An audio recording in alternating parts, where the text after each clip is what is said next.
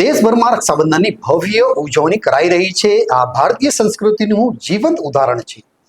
ભાજપના ગુજરાત પ્રદેશ અધ્યક્ષ અને કેન્દ્રીય મંત્રી સી.આર. પાટીલે રક્ષાબંધનના પર્વ પર પરિવારજનો સાથે ભવ્ય રીતે ઉજવણી કરી હતી। તેઓએ આ પાવનનું તહેવારને ભારતીય સંસ્કૃતિના મહત્વને ઉજાગર કરતા રક્ષાબંધનને માત્ર એક તહેવાર નહીં પણ ભાઈ બહેનના અતૂટ સંબંધ અને રક્ષાના વચનનું પવિત્ર પ્રતીક ગણાવ્યું હતું।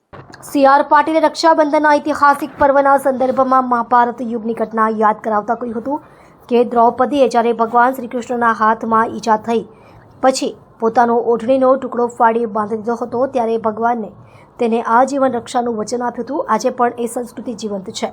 તેમણે ઉમેર્યું કે ભારતની સંસ્કૃતિના મૂળમાં સંબંધીય બંધનોને સન્માન આપવામાં આવ્યું છે અને રક્ષાબંધન એ તેનો શ્રેષ્ઠ દાખલો છે। ભાઈ બહેનની આ પરંપરાગત રૂઢિ આજે પણ સમકાલીન સમાજમાં એટલી જ મહત્વની અને જીવંત છે। ઉલ્લેખનીય છે કે પાટીલે પરિવારજનો સાથે તહેવારની ઉજવણી દરમિયાન સ્થાનિક બહેનો સાથે પણ રક્ષાબંધન પર્વની ખુશીઓ વહેંચી હતી। તેમના નિવાસ સ્થાને યોજાયેલા સ્નેહ મિલન પ્રસંગે ઘણા કાર્યકરો અને સમર્થકોએ પણ ઉપસ્થિતિ આપી હતી। રક્ષાબંધન એ ભારતીય સંસ્કૃતિનો એક અત્યંત ઉત્તમ કહી શકાય એ પ્રકારનો તહેવાર છે। સૂતરના તાતણે બંધાતો ભાઈ બહેનનો આ પ્રેમ, એની તાકાત કેટલી છે એ આખી દુનિયાએ જોઈ છે।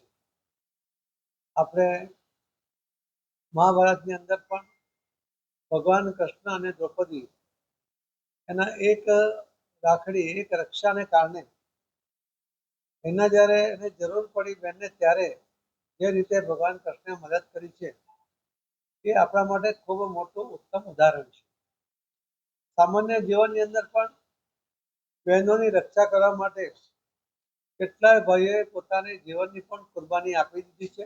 એવા પણ આપણા દેશમાં અનેક દાખલાઓ આપણને જોવા મળે છે। ભાઈ બહેનના આ પ્રેમને તોલે કશું જ નથી આવતું, એ પણ આપણે સૌ એનાથી વિદિત છીએ।